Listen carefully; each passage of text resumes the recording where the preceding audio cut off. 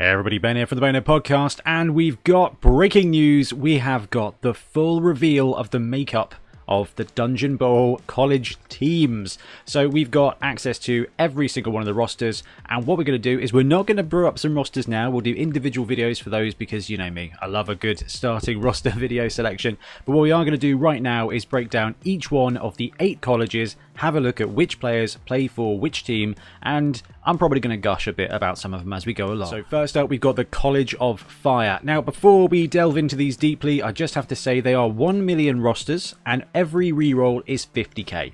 So we kind of bandied this about as being the expectation, and it has come in exactly on where we wanted it to be. So we're looking to build all of these teams with between 11 and 16 players with 1 million gold and 50k rerolls, which is really good. I mean, low reroll cost is really useful, and if you are playing League, it will be 50k to begin with, and then 100k after your first game. So if you're playing a Dungeon Bowl League, which does sound like insanely fun. Ooh, we were going to do 7s after 11s, but we might move over to Dungeon Bowl instead. Anyway, let's have a look at the College of Fire. So the College of Fire comes in the box, and dwarves and ogres can play on it. But that's not all. So linemen, 0 to 16 linemen, and this is just each one of these categories can take 0 to X of any one of those players in that category, which is pretty sweet. So if we look at the linemen here, you can take Dwarf Blocker lineman, Noblar lineman, and Khorne Marauder lineman. So that's a really cool mix. Now, if we're looking at competitive events, so constructive Blood Bowl, the Dwarf Blockers being able to take guard on a regular, and the Khorne guys having frenzy straight off the bat is going to be a really good combination. But not as good as the fact that Noblar linemen are 15k, so you are going to be able to splash out and get all the fancy positionals that you want by having cheap extra linemen as well. Now, we don't know yet if swarming is going to work in a dungeon. I'm assuming not. That would be crazy, but it would be really good fun. We're not sure if low cost lineman works either. I wouldn't be surprised if it did. So watch out for that. You may be able to take some cheap linemen to get some inducements. Doesn't look like there's a star player selection, but it does look like there's some cool inducements to take. Anyway, College of Fire, Dwarf Blockers, Noblars, and Khorne Marauder linemen. Runners, 0 to 2. Yeah, it's just the Dwarf Runner. Blitzers, 0 to 2. It's just the Dwarf Blitzers. And Special, 0 to 2. It's just the Troll Slayers. So this roster here is kind of just a Dwarf team, but has access to Khorne Marauder linemen and Noblar linemen as additional. So that opens up a really clever mix of players that you can take. So, I mean, Dwarf Blockers are fantastic, but Noblars with that Titchy ability and Sidestep is going to be very useful in a dungeon, and being able to take some 50k frenzy pieces going to be really, really useful as well. So we come to the most exciting part. This is 0 to 3 big guys, and you can mix them up. 0 to 3 of Ogre Blockers or Ogre Runt Punters. So you can take 0 to 3 Ogres in this roster as well. So it's got a very cool mix. You're going to want Ogres because big guys in Dungeon Bowl can be brilliant. The agility, bit low, movement, bit low, but you put one ogre in a corridor of 2 squares and it's going to hold it, especially on this roster where you've got those Dwarf Blockers to kind of support. You've got some Khorne Marauders there to chuck in some cheap frenzy units. You've got some Noblars to fill out your roster so you can maximise. I mean, I'm looking at the College of Fire and I'm thinking I've got to have 3 ogres, I've got to have 2 Troll Slayers, the Blitzers are a must, the Runners are a must, and then actually maybe I'll take a Marauder lineman. I've got 2 Troll Slayers. I will definitely take some Noblars to fill out my roster. And then probably a couple of Dwarf Blockers to get cheap access to strength skills as it goes along. Very cool roster. That's the College of Fire. Next up, we've got the College of Shadows. So this is the other team that is in the box. And the box set comes with Skaven and Dark Elf, 1 blister of each. So the breakdown here for this roster is 0 to 16 linemen, Dark Elves, Skaven, and Goblin linemen are all eligible. So you've got the 70k pro lineman there at move 6 with your Edge 2+ and armor 9+ there. The Dark Elf lineman could be a position on any other team, to be fair. In fact, it is on Renegades. Now, Skaven lineman at movement 7 going to be very useful in DB, and also at 50k, that's a bargain, and you've got the Goblins there to fill out the stunty role. 40k for a movement 6 dodge piece. Very useful when you are dodging 3+ everywhere with a reroll with that stunty ability. But this is where it gets real fun. So runners, you can take 0 to 4 runners, and that includes Dark Elf runners and gutter runners. So you get to mix them up. So the Dark Elf runner is not the best position in the world, but in Dungeon Bowl it is quite possible that one of your guys having dump off could be really useful, and just straight up 2+ agility is quite good too.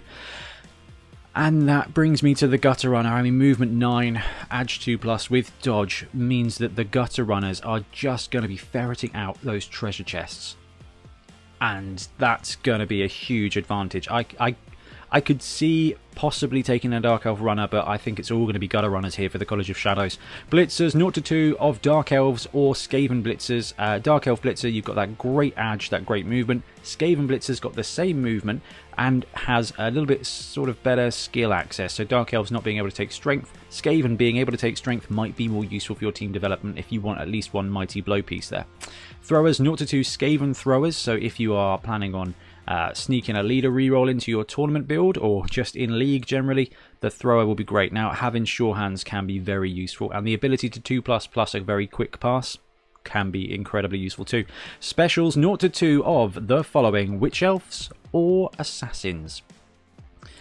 I don't know how well the Assassin is going to fare in Dungeon Bowl. Now, it would be great to like run up and stab someone else's gutter runner or a war dancer or something. That's always useful.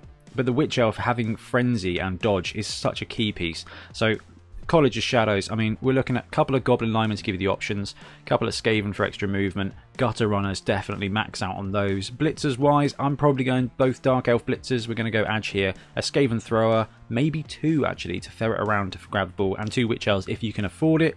It's going to be tough. I mean, 50k rerolls is going to help you out massively, but the College of Shadows is looking like one of my favourites so far. And next we come to the College of Metal. So the College of Metal, metal that's real, is one of the most lauded out there in the community so far. This one looks like a very exciting build. If you're a Bash player, this one is potentially the roster for you. So the College of Metal gets access to 3 different lineman types, so 0-16 linemen, Goblin Bruisers from the Black Orc team, Orc linemen, and Human linemen. So you've got a great mixture of players there. Goblin Bruisers, only 5k cheaper than the Orc and Human lineman, but having that 3++ stunty dodge ability in tunnels is going to be really useful. They've got thick skulls, so they're actually quite hardy, surprisingly hardy for stunty players. I mean, if you've got a player that wants to get punched in the face repeatedly, value for money, you can't do better than an Orc lineman. And Human lineman just being able to perform the role of everyman, edge 3+ movement 6 is decent as well. Now, I think the strength of this... Oh, you know what? There's so many strengths to this roster. Oh, I do like this one. Right, Blitzers 0-4, Orc Blitzers, Human Blitzers. You get a great mix there. I mean, I imagine you're probably going to go heavy on the Human Blitzer side, but a little bit extra armor in tunnels may be useful with the Orc Blitzers. Throwers 0-2 Orc Throwers. We may actually see people take Orc Throwers now just to get some of that sure hands. Movement 5, very slow. And you're not likely to be actually passing the ball very often. So the thrower is an option for like a 20k upgrade to sure hands. So it's definitely in there. But this is where it's fun. 0-6 blockers, and this is just juicy. You can take Black Orcs from the Black Orc team. You can take Big Un blockers from the Orc team. Okay, so Black Orcs movement 4, Big Uns movement 5. So get that flexibility. Black Orcs obviously having grab and brawler means I think the Black Orcs are going to perform brilliantly in the tunnel environment of Dungeon Bowl. You can also take some nobility bodyguards. Now that mixture of wrestle and stand firm, again, going to be really useful. Positioning here is going to be so key because you are going to be running through 2 square wide tunnels. So having a bit of stand firm means that you can kind of control the ground, and having wrestle is going to massively help you too sometimes. Whether you're offense or defense, you can drag somebody down who's trying to attack you and stop their movement, or you can just take somebody down with the ball carrier even if they've got block. Good combo of skills. But, I mean, the fact you can take 0-6 Khorne Bloodseekers in the College of Metal is just an absolute dream. I love Khorne Bloodseekers, movement 5, strength 4, frenzy armor 10+, edge 4+ is fine, and you know what? Being able to take a ton of strength 4 in this roster, you can go ton of strength 4, just what a great mix. College of Metal is just so mighty. Now we're on to Ben's favourite college here, Bloodscythe Ben. College of Light, we've got a mixture of elves, human and nobility. So Elven Union linemen and nobility linemen pad out this roster, which gives you a really good selection. You can pay that 60k for the decent movement of 6, but at edge of 2+ for the Elf Union lineman. Or you can pay 45k, get that movement 6, edge 4+ is garbage, armor garbage, fend incredibly useful, especially in the cramped environments of a dungeon. Being able to stop your opponent from following up is going to help control the ground as well. That's what nobility do so well.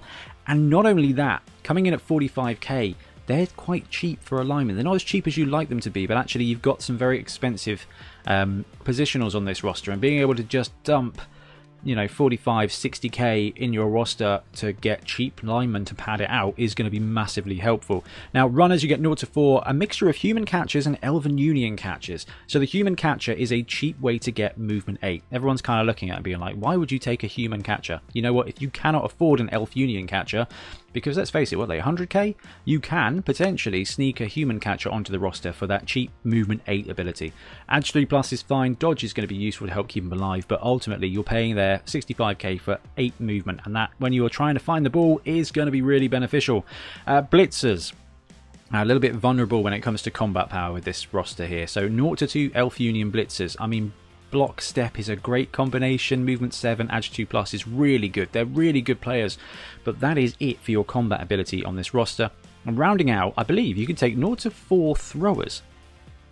Elf Union throwers or Imperial throwers. Now, they're both the same price at 75k.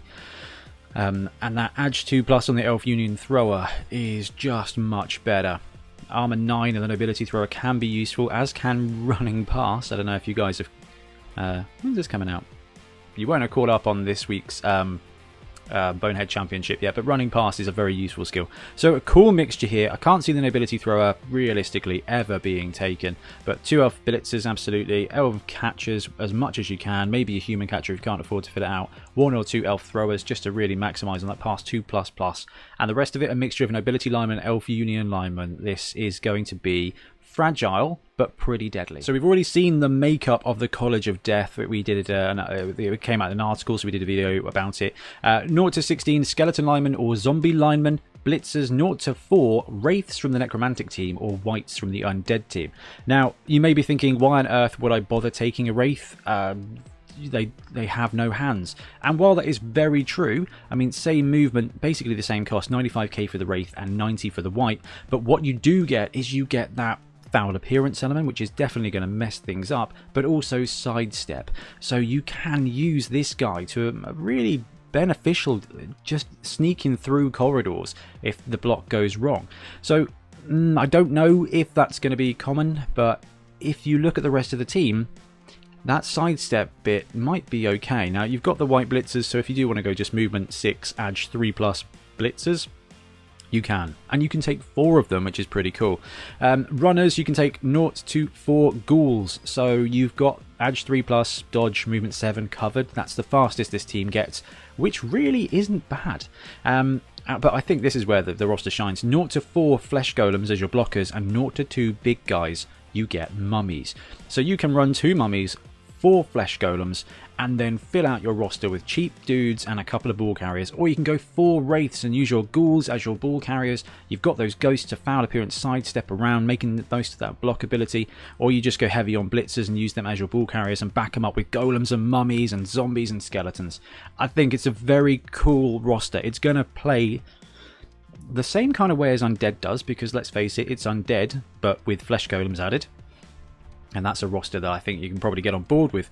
So there's some cool builds here. Whether you go heavy wraith or not, it is going to be expensive, but the fact that 50k rerolls here are going to help sneak a few extra players in. Zombies, I don't know if you're going to take them. I think movement is going to be key, and that 1 extra square may not seem like a lot, but it's quite a chunk of difference between movement 4 and movement 5. The extra armor might be useful, but I don't know. I think I'm skeletons all the way here. Now we've got the biggest college. So the College of Life has got like 79 different players on it. It's actually got 2 slides here. There's 2 pages to this college. And it is a mixture of Nurgle, Snotlings, Wood Elves, and Halflings, which is really interesting. So you've got the Halflings and the Elves kind of nature-loving element, you've got Snotlings being fungus, and you've got Nurgle being disease. Like, it's all an element of life and death, and it's really quite interesting how they've tied those in. I mean, I'm mostly just excited about being able to take bloaters here. So strength 4 players on my Wood Elf Snotling combo team. Here we go. So lineman 0 to 16, Halfling Hopeful lineman, Rotter lineman, Snotling lineman, and Wood Elf lineman. So you've got a great mix there of actual linemen in Wood Elves. Now movement 7, Edge 2 plus, armor 8 plus, fast, you know, and competitive piece there. If they get caught, they're going to die, but most of that team kind of fits that theme here. The Rotters for 35k are going to give you cheap strength 3 pieces. The Snotlings for 15k are going to give you cheap sidestep titchy pieces. Halflings are just really useful players, and at 30k, you know, you've got a choice. You've got really good choice here. For 100k, you can get 2 to 3 linemen, which when you're trying to balance out a team is pretty cool. Runners, you get 0 to 4 Stilty runners, Halfling catchers, or Wood Elf catchers. So you get that Wood Elf catcher there for your Edge 2 plus movement 8. You got the Halfling catcher as a bit of an expensive upgrade in a dungeon. Now the fact they come with sprint is going to make them a little bit faster, but I think this might be the place where the Halfling catcher does not shine. Now Stilty runners, however, you know what? They're cheap at 20k, movement 6. You can pound the ground with Stilty runners. I think in Dungeon Bowl, though, the fact that you can just straight up take Snotlings with Titchy and that dodge is going to be the best, because you are going to be able to just hand your ball off to a Snotling and have him stunty dodge through on a 2+, and that's going to be massive. And that's going to be really sneaky and really cheeky. Blitzers, you got 0 to 2 Wood Elf War Dancers, and why would you not? Throwers, you get access to 0 to 2 Wood Elf Throwers. Quite expensive, but that passing 2++ can be useful. No sure hands, so I don't know if it's all that important. You shouldn't be throwing too much, and you probably won't be in the Dungeon Bowl, so I don't know if the thrower is going to see a lot of work here. Blockers, 0 to 4. Now you get the mighty Halfling Hefty here. So being able to take Fend for 50k or 55k, whatever it is all right. How much is this guy? It's 50k. Decent enough armor, but I think the next option is just so useful to this team, which is the Nurgle Bloater. 110, 115k, movement 4, strength 4, edge 4+. The edge is a bit rubbish, but disturbing present, foul appearance, Nurgle's rotten regeneration. The bloaters there are going to be the stalwarts of your team. Movement 4, strength 4 are the ultimate blockers, I think, and being able to have a mixture of strength 4 players is going to be, not a mixture, but having access to some of those while mixing with your stunty, titchy players is going to be really interesting. And to round out the roster here, we've got special 0 to 4 Fungus Flingers and Fun Hoppers. That's quite cool. Now, I'm not entirely sure how secret weapons going to work in a dungeon, but the ability to take 0 to 4 Fungus Flingers is something that I'm not going to lie is very exciting. But also that Fun Hopper, having access to Pogo, being able to just bounce over somebody on a 3+, is going to be great, especially at these reroll costs of 50k. So it's not going to work every time, but every now and again that move 6 piece is going to be able to 3+ bound over somebody who's even standing. That's going to be huge as well. Now, big guys, you get a great mixture here.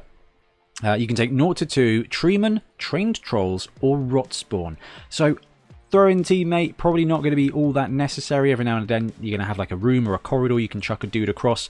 The Trained Trolls at 115k for a movement for a strength 5 piece might be good, but 115k for the 4 strength bloaters, good too. Rot Spawns coming in at 140k, movement 4, really stupid as well, but having tentacles and all that nurgly stuff in a corridor. No, this is pretty cool. And I think for me, the great mix of players here on the College of Life is wicked. But the fact is that every one of these Nurgle players can be represented by a type of tree. Like, so you can get some kind of strength 4 looking tree people, and you can really build a College of Life themed team here. Like, I know there's a bunch of cool, like, mushroom, what are they, myconoid things from D&D, and actually having some strength 4 sized, like, blockers would be really great and really thematic, and then you can just be like, here's my Snotlings and here's their strength 4 bodyguards. I love it. We've also seen the College of Beasts before, so let's have a quick run through of this. Lineman 0 to 16 Beastman Runner Lineman. Runners 0 to 2 Necro Werewolves, love that, movement 8. So core lineman really decent, and having, you know, werewolves as your upgrade for runners is great. Now they're backed up by a couple of great blitzer classes too. You've got the Nurgle Pestigore and you've got the Corngore. So a couple of movement 6 pieces with more horns. Now the Corngore being able to have jugs just at the beginning is very useful, so watch out for that piece. But you've also got access to 0-4 Chaos Chosen blockers here. So the College of Beasts, you've got Strength 4 dudes. Now Beastmen linemen are fantastic players, right? So you can develop them up to be great, but just on their own they are very handy. The werewolves are going to be key, and I think a couple of Corngores, just because it's a really cheap way. 70k gets you jugs, which means if you're going to have to blitz with somebody, you can. If you're going to have to carry the ball, you can. And at 70k they're actually nicely priced for this roster. Pestigore's 75k, so it's going to be okay. The difficulty with this roster is that the linemen are 60k. And you got some pretty expensive, like the werewolves, that's 250k. I can't see you running a College of Beast roster without werewolves. Movement 8, Strength 3 Frenzy is just so useful. And Claw is going to be very good in this meta because the majority of Dungeon Bowl teams are going to take blockers. And blockers, generally speaking, have decent armor. So being able to support your werewolves with something to be able to just put that claws into play is going to be really huge for you. I mean, blockers are exactly what I'm talking about. Strength 4 meatheads that will just take up a bunch of squares and survive. But if you are running the College of Beasts, you are doing so because of the big guy access. You get 0-3 in any combination of Minotaurs, Croxigores, Rat Ogres, and Bloodspawns. So, I mean, any 3 of those, you can't go wrong. I think the Bloodspawn is going to win out in this format. Frenzy, Strength 5, Claws, and Mighty Blow is going to be able to remove some of the heavier blockers. But the Minotaur, as a counter to what you're going to see some Strength 5 players in this. So there's going to be Kaiju combat, and that Minotaur having horns and Frenzy is going to allow you to 4-die block the bigger players in this game. So a Minotaur to take out a big guy is going to be great, but the Rat Ogre and the Bloodspawn having that Frenzy to 4-die block down the corridor is going to be great. The Bloodspawn is a bit of an upgrade, doesn't have the Unchanneled Fury, so it won't eat your own players, and that Claws access there is good. So I think if you're going to take a Rat Ogre, use it as a Bloodspawn, because although it's not as reliable, I guess. You can feed stuff to the Rat Ogre, but in this roster you don't have anything cheap, so if you can afford it, go for it. Now the Crocs is going to be great too. Strength 5, decent armor, movement of 6 means that it's a really fast option for your team as well, and Prehensile Tail will be useful because stuff is going to be trying to dodge away from your Croxigore because they won't be able to avoid your tackle zones. Ultimately, there's no bad choice there. Pick any 3 and you'll be happy. And lastly, we have the College of Heavens, which is a really limited roster. So we've seen a bunch of different stuff in the other teams, but this one's only got 5 positionals on it, which I thought was a bit peculiar. Anyway, we've got linemen, 0-16 skink runner linemen. Okay, so movement 8, dodge, stunty. This is already very powerful. Like, you could just take all skinks and you'll be just fine. Like, in Dungeon Bowl, you are trying to find the ball quickly, movement, and then try to break through, dodge, stunty. So you can win this with a skink runner immediately by itself. But you've got some players to back it up. So you've got 0-4 nobility blitzers. Now, I love these guys. These are the tight ends of the Blood Bowl world. Okay, they've got movement 7. Edge 3+ is decent, block, and catch. So if you need to go for a handoff, if you need to go for a quick pass or whatever, they're right there. They're half blitzers, half catchers. Really effective players. And the fact you can take 4 here is great. And they get dodge access, agility access on a primary here. So they're getting to dodge very quickly as well. 0-2 human throwers. Now, I like this. The past 2+ sure hands going to be really, really helpful. So they can pick up the ball very quickly, very effectively, and fob it off without too much difficulty. And that human thrower nobility catcher combo, awesome. Skink runners get catch on access, on general access as well. So you'll be able to get the ball to who you need to. Not kind of how Dungeon Ball normally works, but there's going to be a situation where you can just hoon it around sort of 16 squares by a good pass situation.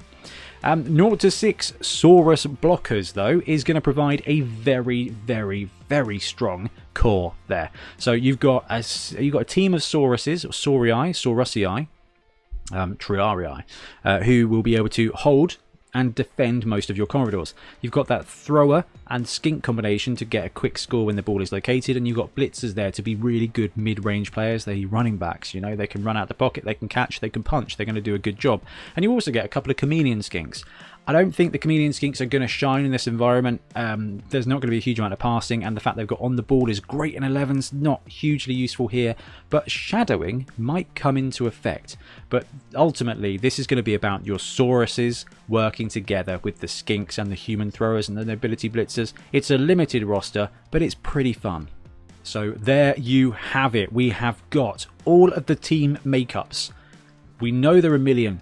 We know the rerolls are 50k. All we have to do now is brew up a bunch of rosters. There's so much variation. And I'm just going to say it, one of the things I'm most excited about this entire thing is the ability to take these teams to the regular pitch. And that is something I cannot wait for. I can't wait to take vanilla teams into Dungeon Bowl and take Dungeon Bowls into vanilla Blood Bowl.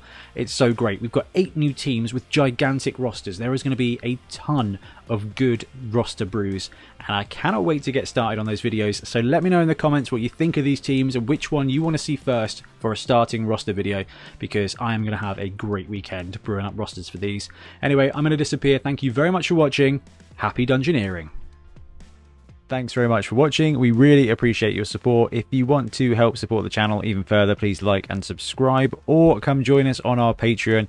We have early access to content, we get loads of feedback from you guys, and we try and do competitions as much as we can. Or you can get yourself some Bonehead podcast merch on our Spreadshirt site. So if you want to support a team, especially for the Bonehead Championship, you can pick up a shirt, a mug, things like that. It all helps support the channel, and we really appreciate it. Anyway, links below. Thank you very much. Happy blocking.